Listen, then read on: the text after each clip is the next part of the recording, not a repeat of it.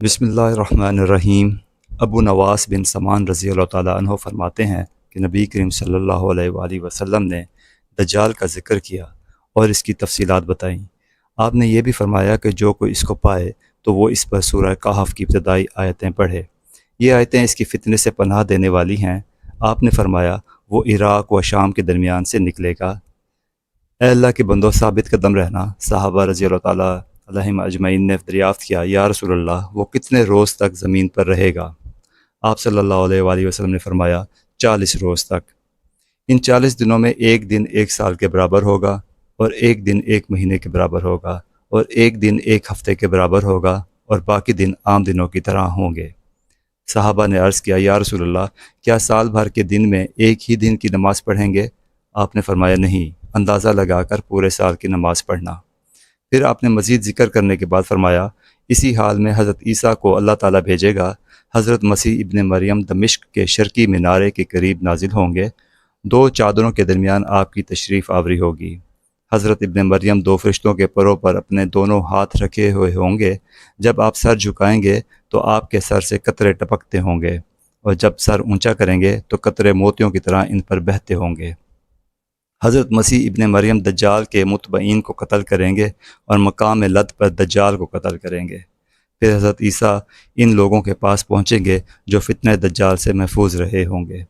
حضرت عیسیٰ علیہ السلام ان لوگوں کے پاس پہنچیں گے اور ان لوگوں کے منہ سے غبار صاف کریں گے، اور ان کے مراتب سے جو جنت میں ملنے والے ہوں گے ان کو آگاہ کریں گے۔ اس حال میں ہوں گے کہ اللہ تعالیٰ کی وحی ان کو پہنچے گی، اور خدا تعالیٰ ان کو حکم دے گا کہ میں نے اپنے بہت سے ایسے بندے نکالے ہیں کہ جن سے جنگ کرنے کی کسی کو طاقت نہیں، تو تم اپنے ساتھیوں کو طور پر لے جاؤ اور ان کی حفاظت کرو، اور اللہ تعالیٰ یاجوج ماجوج کو بھیجے گا اور وہ ہر بلند زمین سے دوڑیں گے۔ یاجوج ماجوج کی تفصیل فرمانے کے بعد پھر آپ نے ان کے مرنے اور حضرت عیسیٰ کے طور سے اترنے کا ذکر فرمایا، اور اس زمانے کی خیر و برکت کا ذکر کرتے ہوئے فرمایا کہ ایک پاکیزہ ہوا چلے گی جس سے ہر ایک مسلمان مرد اور عورت کی روح قبض کر لی جائے گی، اور دنیا میں بدترین لوگ رہ جائیں گے، اور بازاروں میں بے حیائی اس طرح اعلان ہوگی جس طرح گدھے کرتے ہیں، یہاں تک کہ ان لوگوں پر قیامت قائم ہوگی۔ حضرت ابن عمر رضی اللہ تعالیٰ عنہ نبی کریم صلی اللہ علیہ وآلہ وسلم سے روایت کرتے ہیں کہ اللہ تعالیٰ نے ایک مرغ پیدا کیا جس کے پروں کو موتیوں اور زبرجد اور یاقوت سے آراستہ فرمایا ہے۔ اس کا ایک پر مشرق میں اور ایک مغرب میں ہے۔ اس کا سر عرش کے قریب ہے اور پاؤں زمین کے نیچے ہیں۔ بس جب صبح ہوتی ہے تو اپنے پروں کو ہلا کر کہتا ہے سبوحن قدوس ربنا اللہ لا الہ غیر۔ اس مرغ کی آواز پر تمام مرغ پر ہلاتے ہیں اور آواز نکالتے ہیں۔ جب قیامت کا دن آئے گا تو اللہ اس مرغ کو فرمائیں گے تو اپنے پر ہلا لے اور اپنی آواز کو بند کر دے۔ اس بات سے آسمان اور زمین والے یہ بات جان لیں گے کہ قیامت بالکل قریب ہے، یعنی اس مرغ کی تسبیح کا بند ہونا بھی علامات قیامت میں سے ہے۔ قیامت۔ حضرت ابو ہریرہ رضی اللہ تعالیٰ عنہ نبی کریم صلی اللہ علیہ وآلہ وسلم سے روایت کرتے ہیں کہ اللہ تعالیٰ قیامت کے دن زمین سمیٹ لے گا اور آسمانوں کو اپنے دائیں ہاتھ میں لپیٹ لے گا، اور فرمائے گا میں بادشاہ ہوں، کہاں ہیں زمین کے بادشاہ؟ ہاتھ سے مراد اللہ تعالیٰ کی قدرت ہے۔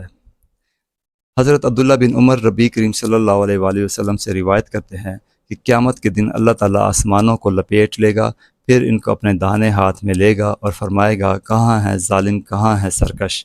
پھر زمینوں کو دوسرے ہاتھ میں لے گا، پھر فرمائے گا میں شہنشاہ ہوں، کہاں ہے سرکش اور متکبر؟ حضرت عبداللہ بن عمر رضی اللہ تعالیٰ عنہ سے روایت ہے کہ یہود کا ایک عالم نبی کریم صلی اللہ علیہ وآلہ وسلم کی خدمت میں حاضر ہوا اور کہا اے محمد، اللہ تعالیٰ قیامت میں آسمانوں کو ایک انگلی پر رکھے گا اور زمینوں کو ایک انگلی پر، اور پہاڑوں اور درختوں کو ایک انگلی پر، اور پانی کے نیچے کی مٹی کو ایک انگلی پر، اور تمام مخلوق کو ایک انگلی پر۔ پھر انگلیوں کو بلائے گا، پھر کہے گا میں بادشاہ ہوں، اللہ ہوں۔ پس نبی کریم صلی اللہ علیہ وآلہ وسلم اس عالم کے اس کہنے پر تعجب سے ہنس پڑے۔ یہ ہنسنا اس عالم کے قول کی تصدیق کے لیے تھا۔ پھر آپ صلی اللہ علیہ وآلہ وسلم نے یہ آیت پڑھی، یعنی مشرکوں نے اللہ کی قدر جیسی پہچاننی چاہیے تھی نہیں پہچانی، اور تمام زمین قیامت کے دن اس کی مٹھی میں ہوگی اور آسمان اس کے دائیں ہاتھ میں ہوں گے۔ وہ اس چیز سے بہت پاک اور بلند ہے جس کو اس کے ساتھ شریک کرتے ہو۔ مطلب یہ ہے کہ یہ عالم کو جس طرح پھیلایا گیا ہے اسی طرح اس کو سمیٹ لیا جائے گا، جو کچھ قرآن میں کہا گیا ہے اسی کے موافق اس یہودی عالم نے بھی کہا، تو آپ صلی اللہ علیہ وآلہ وسلم نے اس کی تصدیق فرمائی۔ یا یہ بھی ممکن ہے کہ قرآن میں ہاتھ اور مٹھی جس کو کہا گیا ہے تورات میں اس کو انگلیوں سے تعبیر کیا گیا ہو۔ حضرت ابو سعید خدری رضی اللہ تعالیٰ عنہ کہتے ہیں کہ نبی کریم صلی اللہ علیہ وسلم نے فرمایا، اللہ تعالیٰ قیامت میں حضرت آدم علیہ السلام کو خطاب کر کے فرمائے گا، اے آدم۔ حضرت آدم عرض کریں گے، ارشاد، میں حاضر ہوں اور امر بجا لانے کو مستعد ہوں، ہر قسم کی بھلائی تیرے ہی قبضے میں ہے۔ اللہ تعالیٰ فرمائے گا، دوزخ کے لشکر کو چھانٹ لے۔ حضرت آدم عرض کریں گے کہ دوزخ کے لشکر یعنی دوزخ میں جانے والوں کی کیا مقدار ہے؟ ارشاد ہوگا، ہر 1000 میں سے 999۔ اس حکم کا اعلان ہوتے ہی مارے خوف کے بچے بوڑھے ہو جائیں گے اور حاملہ عورت اپنے حمل کو گرا دے گی، اور تو لوگوں کو دیکھے گا کہ وہ نشہ سے بے ہوش ہیں، حالانکہ وہ کسی نشیلی چیز سے بے ہوش نہ ہوں گے، لیکن اللہ کا عذاب بہت سخت ہے۔ صحابہ نے عرض کیا، یا رسول اللہ، وہ ہم میں سے کون سا ایک ہوگا؟ آپ نے فرمایا، خوشخبری حاصل کرو، بے شک تم میں سے ایک ہوگا اور یاجوج ماجوج میں سے 1000 ہوں گے۔ پھر آپ نے فرمایا، قسم ہے اس ذات کی کہ جس کے قبضے میں میری جان ہے، میں امید کرتا ہوں کہ تم تمام اہل جنت کا 1/4 ہوگے۔ صحابہ نے اس بشارت کو سن کر اللہ اکبر کا نعرہ لگایا۔ پھر آپ صلی اللہ علیہ وسلم نے فرمایا، میں امید کرتا ہوں تم تمام اہل جنت کا 1/3 ہوگے۔ پھر ہم نے اللہ اکبر کا نعرہ لگایا۔ پھر آپ نے فرمایا، میں امید کرتا ہوں کہ تم تمام اہل جنت کے آدھے ہوگے۔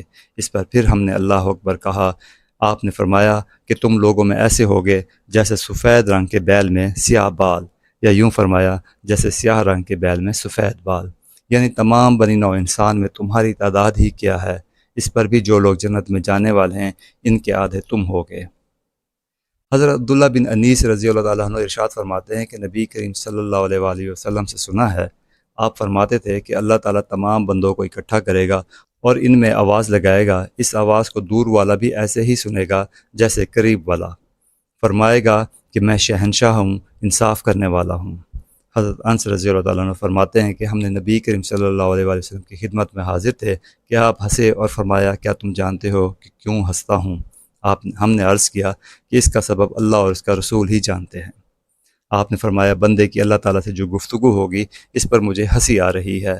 بندہ کہے گا، اے میرے رب، کیا تیرا یہ مقصد نہیں کہ مجھ پر ظلم نہ ہو؟ حضرت حق فرمائیں گے، بے شک۔ بندہ عرض کرے گا، میں اپنے خلاف کسی فیصلے کو اس وقت تک جائز نہیں سمجھتا جب تک میرے متعلقین میں سے میرے خلاف کوئی شہادت نہ دے دے۔ حضرت حق فرمائیں گے، آج تیرا نفس خود تجھ پر گواہی دینے کے لیے کافی ہے اور کرامن کاتبین شہادت دینے کے لیے کافی ہیں۔ نبی کریم صلی اللہ علیہ وسلم فرماتے ہیں، پھر اس بندے کے منہ پر مہر کر دی جائے گی اور اس کے اعضاء کو بولنے کا حکم دیا جائے گا۔ حضور اکرم صلی اللہ علیہ وسلم فرماتے ہیں، سو اس کے اعضاء اس بندے کے اعمال بیان کریں گے، پھر اس بندے اور بندے کے کلام کو چھوڑ دیا جائے گا۔ حضور کریم صلی اللہ علیہ وسلم نے فرمایا کہ یہ بندہ اپنے اعضاء کو کہے گا، تم ہلاک ہو اور تم کو دوری ہو، میں تمہارے ہی لیے جھگڑا کر رہا تھا۔ یعنی پہلے یہ مطالبہ کرے گا کہ مجھ پر فرد جرم قائم کرنے کے لیے یہ ضروری ہے کہ گواہ ایسے ہوں جن پر مجھے اعتماد ہو۔ جب حضرت حق خود اس کے اعضاء کو گویائی عطا فرمائیں گے اور وہ اس کے خلاف شہادت دیں گے تو یہ ان پر بگڑے گا اور ان کو کوسے گا اور کہے گا، میں تو تمہارے ہی بچانے کے لیے جھگڑا کر رہا تھا اور تم ہی نے میرے خلاف شہادت دی۔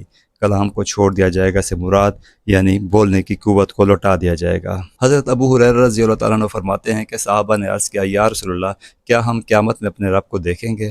آپ نے فرمایا، کیا تم دوپہر کے وقت جب کہ آفتاب پر ابر اور بادل ہوں آفتاب کو دیکھنے میں کوئی شبہ کرتے ہو؟ صحابہ نے کہا، نہیں۔ پھر آپ نے فرمایا، کیا جس رات کو چاند پورا ہو اور چاند بادل میں بھی نہ ہو تو کیا تم چاند کو دیکھنے میں شک و شبہ کرتے ہو؟ صحابہ نے جواب دیا، نہیں۔ پھر آپ نے فرمایا، قسم ہے اس ذات کی کہ جس کے ہاتھ میں میری جان ہے، تم جس طرح چاند اور سورج کو دیکھنے میں شبہ نہیں کرتے، اسی طرح خدا کو دیکھنے میں بھی تم کو اس دن کوئی شبہ نہیں ہوگا۔ پھر فرمایا نبی کریم صلی اللہ علیہ وآلہ وسلم نے کہ اللہ تعالیٰ ایک بندے کو خطاب کرتے ہوئے فرمائے گا، اے فلاں شخص، کیا میں نے تجھ کو دنیا میں عزت اور آبرو نہیں دی؟ کیا میں نے تجھ کو تیری حسب منشا بیوی نہیں دی؟ کیا میں نے اونٹ اور گھوڑے تیرے تابع اور فرمان بردار نہیں کیے؟ کیا میں نے تجھ کو سردار بننے اور لوگوں سے خراج وصول کرنے کا موقع نہیں دیا؟ بندہ ان تمام باتوں کے جواب میں عرض کرے گا، بے شک تو نے یہ سب کچھ عطا کیا۔ پھر اللہ تعالیٰ فرمائے گا، کیا تجھ کو یہ یقین تھا کہ تو مجھ سے ملاقات کرنے والا ہے؟